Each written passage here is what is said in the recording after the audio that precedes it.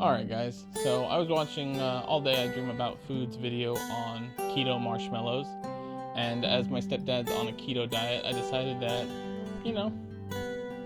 let's give it a try, see if we can get some marshmallows. You're going to want to start with your gelatin in the bowl of your stand mixer with half of your cold water and let it bloom. Add the other half to your pan with some swerve, xylitol, salt, and cream of tartar. Stir it all to combine, and you can stir it while you're bringing it to a boil. This won't crystallize like regular sugar will. Add your candy thermometer and bring it to 237 to 240 degrees. With the mixer on low, you're going to want to slowly add that syrup to the gelatin just until it's incorporated, at which point add your vanilla and whatever other flavorings you decide that you're going to use. We used orange extract here. And then turn that bad boy up, get it all the way up to high speed, and just basically we're gonna let it go.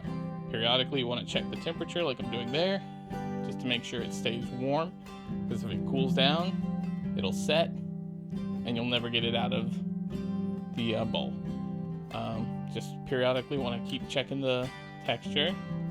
It will stay runny like this for quite a while, but after about 10 to 15 minutes, it will, the volume will increase and it will turn white or whiter.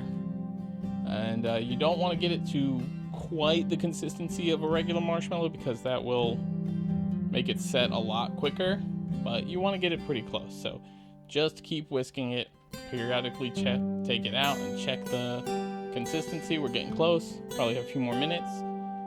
Check the temperature, make sure it stays warm, and we're good. See, you're getting a strong stream, but it's not a ribbon like a regular marshmallow.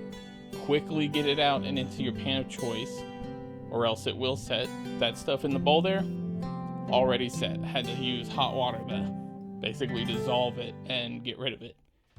Smooth out the top, leave it out at room temperature until it fully sets.